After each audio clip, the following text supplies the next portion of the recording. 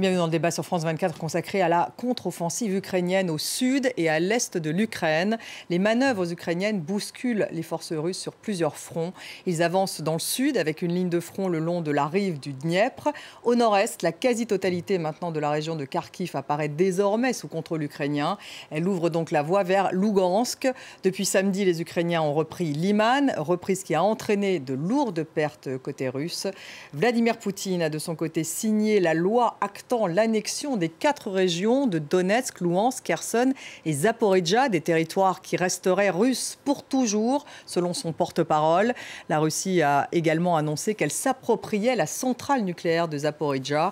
Le chef de l'AIEA, d'ailleurs, s'est dit en route vers Kiev. Les Européens se sont mis d'accord sur un 8e paquet de sanctions. Alors, cette contre-offensive ukrainienne est-elle un tournant dans la guerre? Où en est la mobilisation des Russes? Est-ce une course contre la montre avant l'hiver? Poutine pourrait-il perdre la guerre? Pourrait-il dégainer l'arme nucléaire? Eh bien, on va en discuter avec mes invités. J'ai le plaisir d'avoir à mes côtés Alla Lazareva. Bonsoir. Bonsoir. Vous êtes rédactrice en chef adjointe de l'hebdomadaire The Ukrainian Week, le seul média ukrainien, il faut le rappeler, édité en français. Bienvenue dans le débat. En face de vous, le général Dominique Trinquant. Bonsoir. Vous êtes ancien chef de la mission militaire française auprès des Nations Unies. Bienvenue à vous. Oleg Kopsev, bonsoir. Bonsoir. Historien spécialiste de l'Europe de l'Est à l'American University of Paris. Bienvenue à vous également. Elena Voloshin, journaliste à France 24, notre ancienne correspondante en Russie, spécialiste donc bien sûr de la Russie. Bonsoir Elena. Et nous avons avec nous en début d'émission notre envoyé spécial à Mykolaiv, dans le sud donc de l'Ukraine, Gwendoline de Bono. Merci d'être avec nous, Gwendoline. Alors avant de démarrer cette discussion, je vous propose de faire un point en images avec Stéphanie Pérez de France Télévisions. Un soldat ukrainien plante le drapeau jaune et bleu sur ce bâtiment de la région de Kherson. À une centaine de kilomètres, d'autres font leur entrée dans un village qu'ils viennent juste de libérer. Des habitants les filment et les saluent. On entend les combats au loin.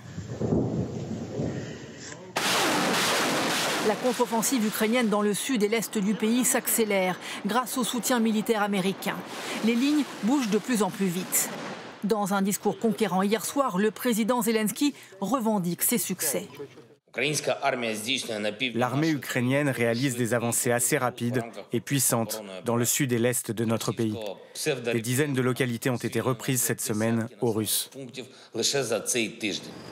Sur le front sud, l'avancée ukrainienne est visible sur cette carte. En bleu foncé, les territoires reconquis. Une poussée d'au moins 40 km. En rouge, les positions russes qui reculent chaque jour un peu plus. Ces images de chars ukrainiens, drapeaux au vent, entrant dans les villages repris, galvanisent les troupes et l'opinion publique. Les soldats sont accueillis par des populations marquées par 6 mois de combat, comme ici dans le Donbass. On a vécu dans la cave à cause des bombardements. Quand on sortait, on voyait que tout était détruit autour. Dans ces zones libérées, des dizaines de véhicules russes abandonnés. L'armée de Vladimir Poutine est en difficulté, le commandement russe ne le conteste pas et tente de reprendre l'ascendant, en communiquant notamment ces images. Des réservistes qui s'entraînent avant de partir sur le front au plus vite. Gwendoline de Bono, je démarre avec vous, notre envoyé spécial en Ukraine. Vous êtes donc, je le disais, à Mykolaiv, dans le sud. Est-ce qu'on peut dire que les forces ukrainiennes avancent au-delà du Dniepr aujourd'hui et que ce front sud est devenu quelque chose de très important ? Alors pour l'instant, sur le front sud, les forces ukrainiennes avancent le long du Dniepr. C'est là où elles ont fait une percée de plus de 20 km. Nous avons pu confirmer au moins 5 localités importantes reprises par les forces ukrainiennes. Donc c'est une avancée qui est significative avec des troupes russes qui battent en retraite sur cette portion du front. Mais les Ukrainiens attaquent sur plusieurs directions différentes. Ça s'appelle une manœuvre en pince. Ils le font par petits groupes, appuyés notamment par des tanks. C'est ce que nous a dit un commandant aujourd'hui. C'est évidemment un front extrêmement important, un front difficile aussi. D'ailleurs, on était avec des soldats hier et aujourd'hui, et on sent effectivement que cette percée, que ces avancées sur le front sud, eh bien, ils font du bien au moral des troupes parce que c'est un front difficile, parce que c'est un front qui était figé, qui était dans une guerre de position. Donc vous avez des soldats qui tiennent des tranchées, qui tiennent des positions, et il y a encore une artillerie russe qui pilonne ces positions tous les jours. Les soldats font face à l'artillerie russe et ils ont encore beaucoup de munitions, c'est ce que nous disent tous ces soldats. Donc effectivement, ça fait du bien au moral des troupes. Et puis les commandants nous disent que c'est un piège qui se referme quelque part sur les troupes russes, puisqu'effectivement ce front est traversé par le fleuve, le Dniepr, et que les Ukrainiens s'attaquent systématiquement aux voies de passage entre les deux rives, que ce soit les ponts ou même les passages par bateau, les ponts mobiles. Et donc c'est un piège qui est effectivement en train de se refermer sur les troupes russes. Et on sent encore une fois, quand on parle au commandant, une sorte d'urgence, effectivement une course contre la montre pour prendre le maximum de territoire avant les pluies d'automne qui vont arriver et qui empêchent, en tout cas qui compliquent sérieusement les manœuvres, mais également une course de vitesse avant l'arrivée des hommes qui ont été enrôlés par le Kremlin pour colmater ces lignes de front. Merci Gwendoline. Général Trinquant, est-ce que les Ukrainiens sont en train d'inverser le rapport de force? Alors le rapport de force est inversé déjà depuis plusieurs semaines. Il faut se souvenir, depuis 6 mois, l'Ukraine était sur la défensive. Elle cherchait à ralentir la Russie, alors que depuis plusieurs semaines, elle est à l'offensive, avec 2 offensives, celle qu'on vient de voir dans la région de Kherson, qui a été préparée de longue date, annoncée, ce qui a provoqué un mouvement des troupes russes pour aller vers la région de Kherson et dégager le nord. Et à ce moment-là, l'attaque a été lancée par les troupes ukrainiennes au nord, dans la région de Kharkiv, qui s'est terminée il y a 3 jours par la prise de Liman et qui amène à la poursuite de cette offensive. Donc il y a 2 fronts. Il y a 2 fronts, exactement. Si on s'intéresse d'abord dans le front sud, au front sud, on va regarder la carte. Alors sur ce front sud dont on a beaucoup parlé depuis quelques jours, c'est ce que disait Gwendoline. Oui, alors sur le front sud, ce qui était très bien indiqué par votre correspondante, c'est qu'en fait, il y avait 20 000 soldats qui étaient sur la rive droite du Dniepr. Et en fait, la manœuvre ukrainienne consiste à les enfermer. Et c'est pour ça que l'offensive, depuis hier, on le sait, suit le long du Dniepr, en fait.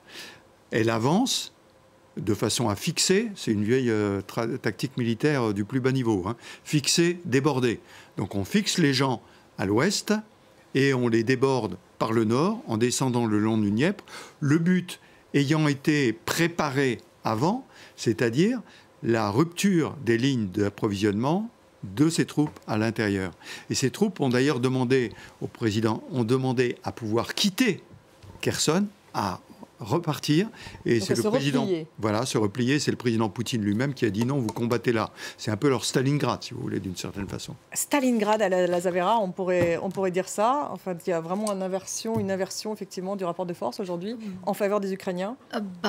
C'est ce que ressemble. Oui, c'est difficile à faire les affirmations définitives parce que les combats continuent, les combats sont féroces et c'est vrai que l'Ukraine attaque et reprend tous les jours les villages, les petites villes. Ça, c'est vrai qu'on est sur une contre-offensive assez réussie. Mais après, les prévisions disent que cette guerre va encore durer au moins quelques mois. Oleg Kopsev, si Kherson est libéré, est-ce qu'on va parler d'un nouveau tournant? Est-ce que cette ville est clé? Bon, ça sera symbolique, bien sûr. Kherson a un rôle stratégique. C'est un port extrêmement important sur le Dniepr. C'est un port énorme. C'est pas le Havre, mais c'est ni le Havre ni Rotterdam, mais c'est un port fluvial avec accès vers la mer Noire ou vers les régions du nord et de l'Ukraine et les régions du sud de la Russie. Donc effectivement, c'est un point stratégique clé, c'est un hub. Et évidemment, ça sera très symbolique s'ils reprennent Kherson, effectivement. Elena, est-ce qu'on peut parler d'une débâcle russe? Est-ce qu'ils vont décrocher? On a vu que Vladimir Poutine... ils ne reconnaissent pas totalement une défaite, mais enfin tout de même un certain recul. La façon de communiquer des Russes a un peu changé. Mais c'est clairement une débâcle, d'autant plus que Vladimir Poutine, comme s'agrippant il pensait que parce qu'il le dirait, ça allait se produire. Il a dit les populations de ces territoires seront russes à jamais. Désormais, ce sont des territoires russes et cela ne changera plus jamais. Et bim, le lendemain, ils reprennent Liman. Donc en fait, dans les frontières qui ont été déclarées comme étant celles de la Fédération de Russie, parce que les frontières à apparemment, on s'est demandé mais quelles sont les frontières de ce territoire, c'était pas très clair. Et en fait, finalement, on a compris que c'était les frontières au jour de la signature de l'accord du décret d'annexion. Et on va y revenir d'ailleurs. Voilà, donc en fait, c'est une débâcle absolue parce que Vladimir Poutine n'a absolument pas l'habitude d'être contredit dans les faits par des choses qui sont aussi importantes et symboliques que le rattachement de nouveaux territoires à la Russie. Enfin, je veux dire, c'est la réalisation de son rêve impérialiste le plus absolu. Et il est contredit directement, immédiatement par l'armée ukrainienne. Donc c'est une humiliation vraiment énorme pour Vladimir Poutine. On va écouter le conseiller de Volodymyr Zelensky. Il était au micro de Marc Perelman.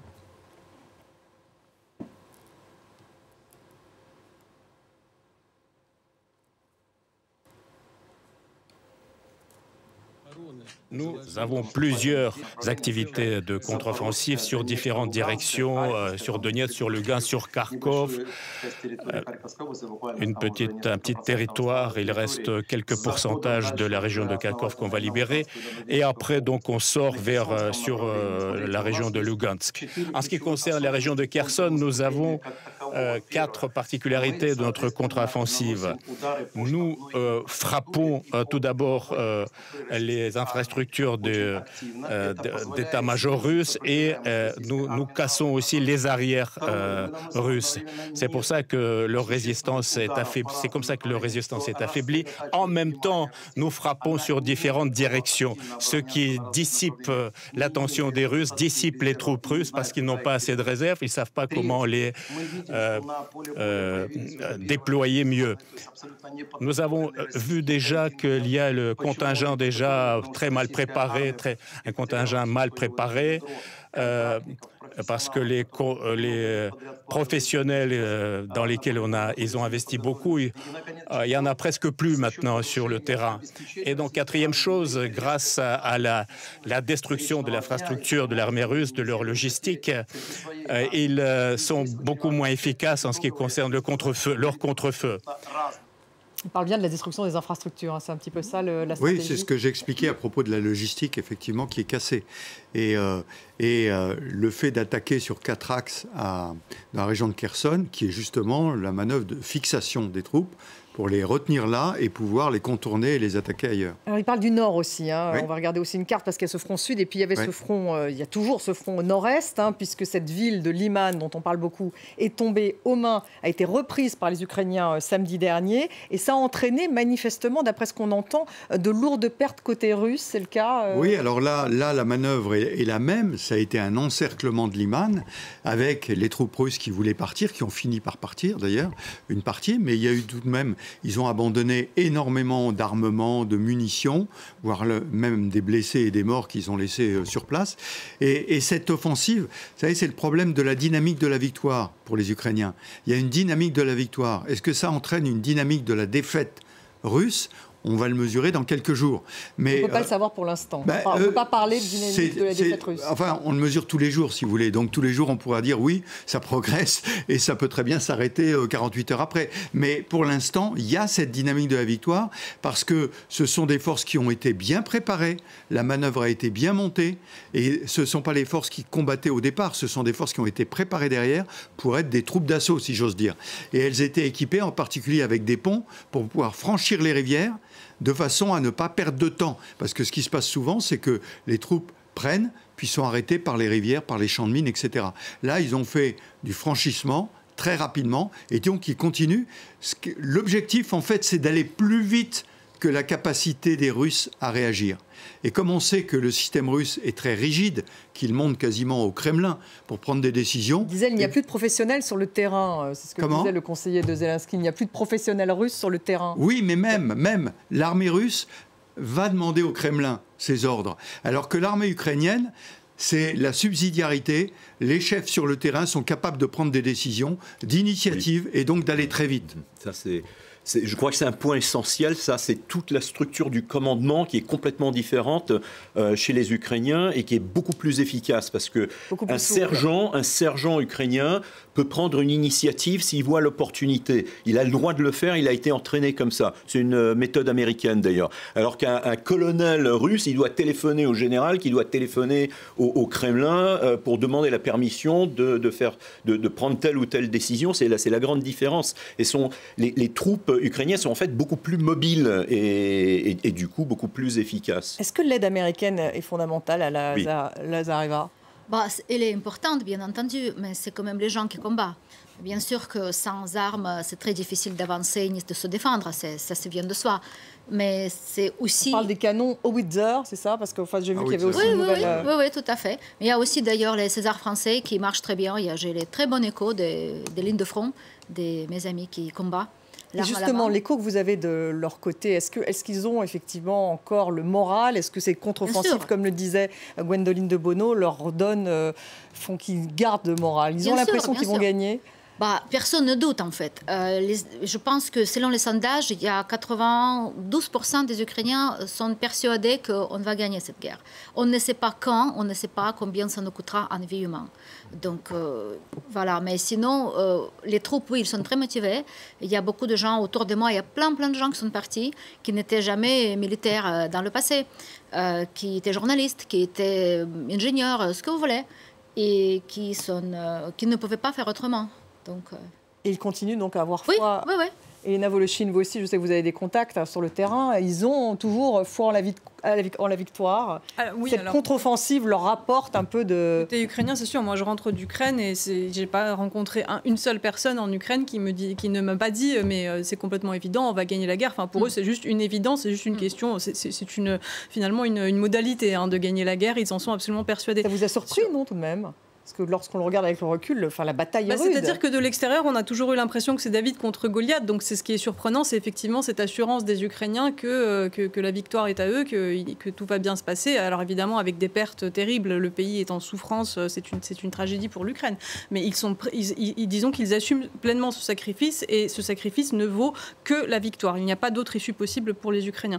Par contre, côté russe, effectivement, la dynamique de la défaite, on en parlait à l'instant, je pense qu'elle se traduit pleinement par la façon dont se déroule cette mobilisation.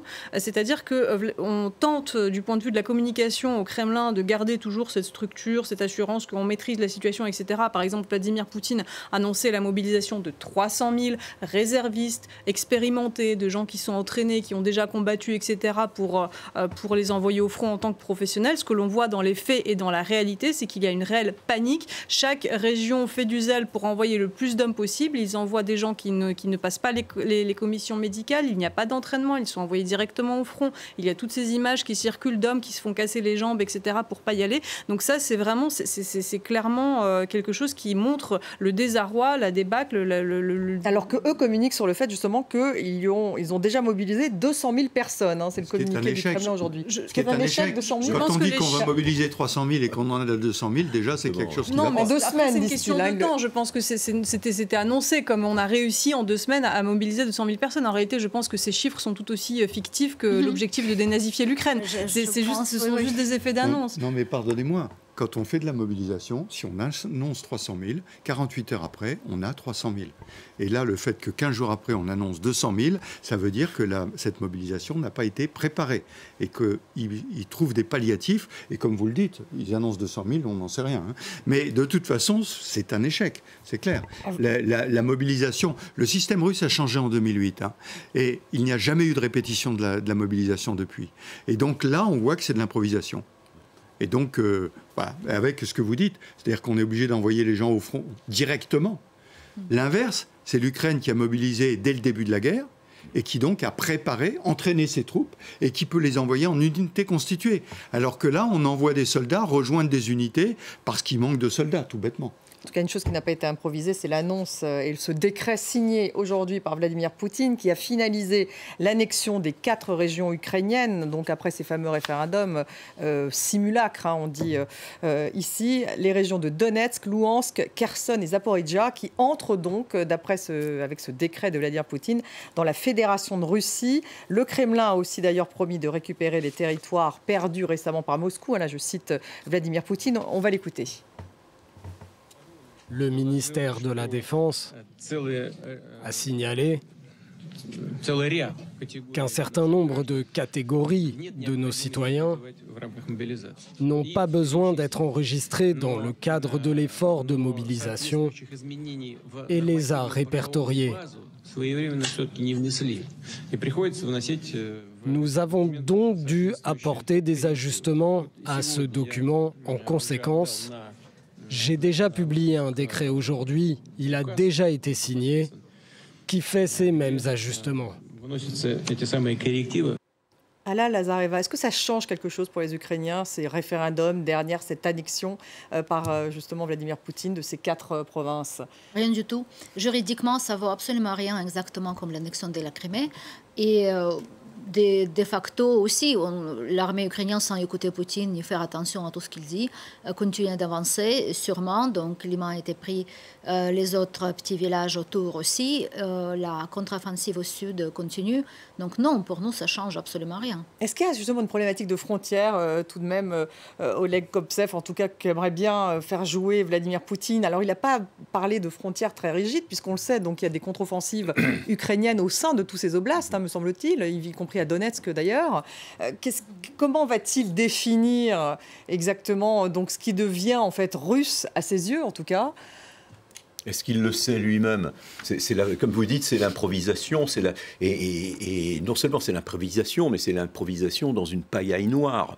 Mais là, ça va également se refléter. Il a voulu changer justement la place de la frontière russe, pour peut-être rendre plus compliqué justement aux Occidentaux. Oui, alors ça, c'est un vieux jeu stalinien. C'est comme ça qu'on a dessiné d'une manière complètement absurde les frontières de l'Arménie et de l'Azerbaïdjan. On voit le résultat aujourd'hui, d'ailleurs. Justement, c'est en général dans une tactique, stratégie de diviser pour régner. Créer des ambiguïtés, des minorités ici, des minorités là, rien d'homogène, disons. Mais ça, en fait, ça n'a jamais marché. Ça a complètement fait exploser la Yougoslavie. Il le fait tout de même pour légitimer, quoi. Parce que c'est comme ça qu'on lui a appris de faire. Il faut arrêter de penser que c'est quelqu'un de génial, que c'est un grand tacticien. Moi, j'ai pas dit ça. Non, mais moi je l'ai dit. Moi, je l'ai dit moi-même. Je le regrette beaucoup parce qu'effectivement, on voit avec cette guerre, c'est un stratège et un chef d'État extrêmement médiocre, en fait, avec une intelligence très limitée. Et on voit que finalement, il avance avec le nez dans des vieux manuels du KGB des années 70. C'est ça tout le problème. Je ne sais pas si le général est d'accord avec moi, mais... Oui, tout à fait. Sur les référendums, les vieux manuels. Souvenons-nous que c'était prévu début septembre, ça a été repoussé à début novembre, et puis d'un seul coup, panique, c'est la semaine prochaine. On a l'impression c'est vite, faisons cela avant que les territoires ne sera repris, puisque l'offensive avait déjà commencé. Donc, si vous voulez, c'est totalement de l'improvisation. Je crois que la qualité qu'on peut reconnaître à M. Poutine, c'est d'être têtu. C'est-à-dire qu'il a décidé quelque chose, tout se déroule suivant les plans, si on l'écoute, et tout va aller comme ça, même si la réalité ne correspond pas à ce qu'il dit. C'est un grand stratège, mais têtu, Elena? Moi, je pense que ce qui se passe aujourd'hui, c'est que ce projet d'invasion de l'Ukraine, c'est quelque chose qui a été écrit de très longue date, que les technologies, elles s'étaient mises en place de très longue date. La création de ces républiques dites séparatistes de Donetsk et de Luhansk, c'est quelque chose qui a été complètement calqué sur les schémas de la Transnistrie, avec les mêmes services secrets qui étaient venus, qui avaient mis en place la République de Transnistrie, par exemple, à Moldavie, qui sont allés ensuite implémenter ces processus à Donetsk et à Luhansk. Ensuite, tout ce discours propagandiste d'Occident qui a armé les nazis, qui arrive au pouvoir en Ukraine. On l'avait entendu depuis la révolution orange en 2004. Enfin, je veux dire, c'est vraiment pas nouveau.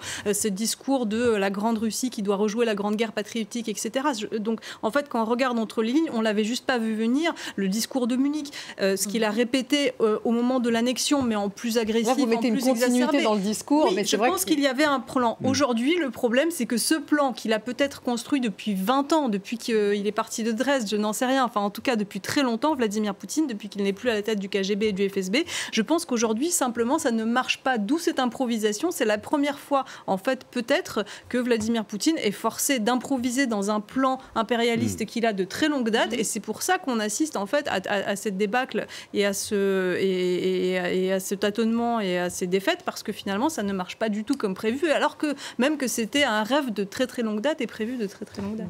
Donc il n'arrive pas à rebondir véritablement face à l'imprévu. Il s'est heurté à deux choses. La première, c'est que le plan initial qui était que Kiev sera pris en 3 jours, le renversement du gouvernement, typique manœuvre du FSB.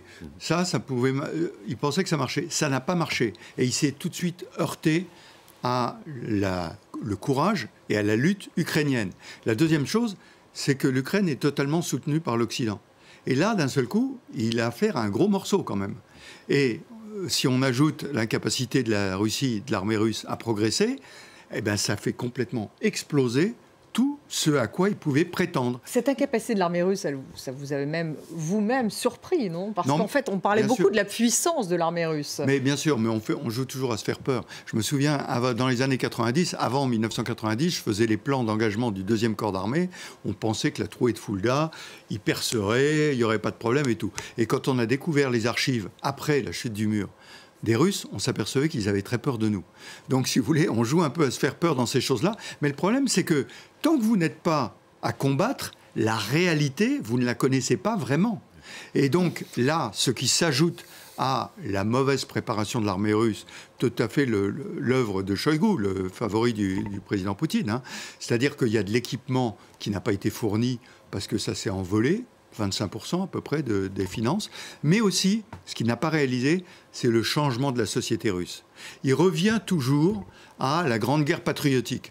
Quand vous parlez de la grande guerre patriotique aux jeunes Russes, ça leur dit pas grand-chose quand même. Enfin, je parle sous votre contrôle, mais on le voit aujourd'hui. On le voit aujourd'hui par tous ceux qui sont partis, qui partent. Il y en a qui sont partis dès le premier jour, et ceux qui partent aujourd'hui parce qu'ils savent qu'ils peuvent être ciblés. Or, autrefois, pardonnez-moi, mais la grande guerre patriotique, ils auraient dit on va défendre la mère patrie. Là, ils ne vont pas défendre. C'est vrai qu'entre le discours, Elena, c'est ce que dit Général Trinquant, entre le discours dans la grande guerre patriotique et la réalité, donc combien sont-ils à avoir fui? Grosso modo, 200 000 personnes au début et peut-être encore 100 000 aujourd'hui. C'est pareil, les chiffres sont très difficiles à définir. On peut juste regarder les images et on pourrait penser, oui, qu'ils sont effectivement des dizaines de milliers. Après, parmi ces dizaines de milliers, il y en a sans doute un très très grand nombre qui disaient effectivement qu'ils doivent, comme leurs grands-parents, combattre les nazis, etc. C'est-à-dire que ce discours-là, il marche. Mais comme c'est une construction, encore une fois, dogmatique, propagandiste, qui joue sur des choses très superficielles dans la conscience collective russe, ça ne marche pas à partir du moment où la guerre s'invite chez vous, que vous êtes assis sur votre divan à dire je soutiens l'opération spéciale mais parce avant, que je ça suis pour la paix, mais on vous dit maintenant vous allez prendre une arme et vous allez y aller. Oui, mais en 1939, ça marchait. C'est facile de en jouer 41, plus exactement d'ailleurs. C'est facile de rejouer la Deuxième Guerre mondiale après avoir vu plein de films à la télé, parce que c'est devenu une véritable religion depuis quelques années en Russie. C'est très facile à jouer à ça et de se faire des films dans la tête en regardant ensuite des soap-opéras et en jouant à TikTok. Une fois qu'on vient vous mobiliser, c'est autre chose. Hein. C'est quand même une autre génération. Alors là, je suis d'accord avec vous, c'est une autre génération. Ils croyaient peut-être que oui, moi je vais devenir un grand héros. Quand on vient les chercher, quand la réalité arrive à la maison, c'est autre chose et on fuit vers la Géorgie. Donc il y a un phénomène générationnel à Lazareva. Pour les Russes, c'est possible, mais ce que je voulais dire que pour les Ukrainiens, la grande guerre patriotique, ça n'a pas du tout le même sens. La guerre patriotique pour nous, c'est maintenant, parce que c'est là qu'on défend notre pays. C'est là que vraiment tout le monde se lève pour aider l'armée, pour faire ce qu'on peut, vraiment ce qu'on peut, pour essayer de mettre dehors les envahisseurs. Et l'image de grande guerre, il est très controversée pour les Ukrainiens parce que l'Ukraine, c'était devenu le champ de bataille entre deux totalitarismes rouge et marron. C'est pas pour rien que Timothy Snyder a appelé ça les terres de sang, mais pour nous, historien américain. Oui, historien américain. On se sentait juste au milieu de combats de gros monstres qui étaient les deux colonisateurs pour nous. Donc la guerre patriotique en Ukraine, c'est celle-ci. C'est celle-ci. D'où c'est aujourd'hui. C'est maintenant, aujourd'hui. Moi, vous êtes jeune. Moi, je connais des gens de l'autre génération qui ont connu la guerre. Mais il y a une chose, je suis d'accord et pas d'accord avec vous dans la mesure que la grande guerre patriotique, ça s'est déroulé en partie en Russie, mais c'est surtout en Ukraine et en Biélorussie que ça s'est passé. Donc, ils n'ignorent pas, il y a toute une génération, ceux qui sont même, disons, qui ont mon âge, qui sont nés 10, 15 ans après la guerre, ça leur est resté quand même dans la tête, et ils sont justement absolument outragés de voir finalement des gens... Des gens de 30 ans qu'on envoie soi-disant pour dénazifier, alors qu'ils ont souffert sous le nazisme eux-mêmes. Il y a eu des nazis, faut pas se leurrer. Il y a des groupes extrémistes, il y en a en Russie aussi d'ailleurs. et là on n'en parle pas. Mais la guerre, il y a quand même un patriotisme qui vient du patriotisme soviétique, mais en se disant que c'est nous surtout qui avons combattu les nazis en Ukraine, alors qu'on nous accuse d'être des nazis. Donc ça motive pour aller se battre. Et d'autre part, simplement, là, quand on est attaqué, quand on voit ses maisons, sa propre maison bombardée, là, on a envie de défendre simplement même sa famille. Il y a un réflexe complètement instinctif. On a envie de prendre les armes et d'agir, parce que voilà, ils arrivent et ils détruisent tout. Vous vouliez... Oui, je voulais dire qu'on a combattu contre le nazisme, on a combattu aussi contre les Rouges. Donc, on a combattu contre les deux. Pendant la guerre civile. Alors, effectivement, c'est surtout l'Ukraine qui a résisté à l'armée rouge. On parle de l'armée blanche comme si c'était une bande d'aristocrates. Attention, c'était la grande résistance contre l'armée rouge. C'était justement des Ukrainiens. Pour en revenir à la contre-offensive, parce qu'après, on va parler du chantage nucléaire, mais juste avant, est-ce qu'effectivement, il y a une échéance, Général Trinquant, qui est l'hiver prochain, et que donc aujourd'hui on est vraiment face à une course contre la montre sur le terrain. Ça va se passer dans les quelques semaines qui viennent. L'échéance, ça n'est pas l'hiver. L'échéance, c'est la petite Rasputitsa, c'est-à-dire les pluies qui arrivent en novembre globalement. Donc novembre, c'est demain. Enfin, donc oui, il y a déjà. C'est ça, qui rendent le terrain. Alors, ça dépend de la météo. Hein. Je ne sais pas s'il y aura beaucoup de pluie cette année. C'est comme la Rasputitsa de printemps, qui empêche les mouvements. L'hiver, non. Quand ça gèle, au contraire, les véhicules blindés roulent très bien quand ça gèle. On franchit les fleuves allègrement et ça se passe beaucoup mieux en hiver que à l'automne ou au printemps. Donc ce qu'il faut, c'est que les Ukrainiens en fait continuent leur contre-offensive. C'est pour ça qu'il y a une accélération en ce moment. Il y a une accélération en ce moment parce que si Kherson tombe avant la fin du mois et si le maximum est pris avant la fin du mois, ça sera ceci de gagné qui amènera une stagnation pendant peut-être un mois et demi, 2 mois, le temps que le gel arrive. Voilà, quand le gel arrive, ça permettra de reprendre les mouvements. Donc en fait, on essaie de gagner du terrain maintenant. Ensuite, il y aura probablement un gel des positions, c'est ce que vous dites, et ensuite une reprise du combat après. Donc, oui, alors, quand on dit gel des positions, ça veut dire stagnation. C'est pas forcément parce que il y a le gel à double sens. Mais ceci étant, on verra en suivant de la météo. Ça, c'est indépendant de la volonté des Ukrainiens et des Russes. Hein. Alors, le chantage au nucléaire de Vladimir Poutine est-il du bluff ou pas? Parce que ça reste une question. En tout cas, pour David Petrus, l'ancien chef de la CIA, l'Américain, lui prend cette menace très au sérieux. On l'écoute. Juste pour vous donner une hypothèse, nous répondrions en engageant un effort collectif de l'OTAN qui éliminerait toutes les forces conventionnelles russes que nous pouvons voir et identifier sur le champ de bataille en Ukraine et en Crimée, ainsi que tous les navires en mer Noire. Donc, Général Trinquant, je recommence avec vous parce que vous êtes le militaire de ce plateau. Donc là, quand effectivement le général Petrus dit ça, ça veut dire que si jamais effectivement il y avait une attaque tactique avec une ogive nucléaire de Poutine en Ukraine, il y aurait une riposte immédiate de l'OTAN sur quoi? Des villes russes? On note que le général Petrus se garde bien de dire que l'OTAN utiliserait le nucléaire. Il dit qu'on détruirait. Je pense que c'est un message vis-à-vis des Russes en disant on ne frappera pas la Russie. On détruira toute votre capacité. Donc c'est un message, d'une certaine façon, qui n'est pas à la hauteur de l'utilisation de l'arme nucléaire. Moi, l'arme nucléaire, il faut toujours s'en méfier. Je ne dis pas que c'est impossible. Donc il faut s'y préparer. Mais je n'y crois pas. Parce qu'on rentre dans un champ tellement différent, que, imaginez si Poutine utilisait l'arme nucléaire, c'est un aveu d'échec majeur pour lui. Et ça veut dire que les Russes, les Chinois, les Indiens, les Chinois, qui sont censés soutenir mollement, parce qu'ils ne le soutiennent plus tellement, mais ils ne le soutiendraient plus du tout. Parce que ça veut dire que leurs armes nucléaires ne serviraient plus à la dissuasion, puisque l'arme nucléaire est une arme d'emploi. Mais ça, c'est un vrai raisonnement. Ah là, est-ce que justement les Ukrainiens ne se disent pas qu'ils veulent l'utiliser quand même, cette arme nucléaire? On ne l'exclut pas, on comprend qu'il est capable de tout, donc y compris d'utiliser l'arme nucléaire, mais on ne se fait pas peur. On essaie de faire exactement comme dit le général Trinquant, être prêt, parce que tout peut arriver. On a vécu Tchernobyl, donc on a ce traumatisme dans les gènes. Mais en même temps, on se projette dans l'avenir, on garde notre sang-froid et on continue de combattre. En tout cas, moi j'ai lu, Oleg Kopsev pour rebondir, dans le Times, en tout cas donc le journaliste britannique, le journal britannique, il y aurait des possibles trains nucléaires qui transporteraient des équipements militaires et qui viseraient justement à une préparation de l'utilisation de cette arme en Ukraine par Poutine. Alors, étant donné que Poutine... Là, nous parlons logique.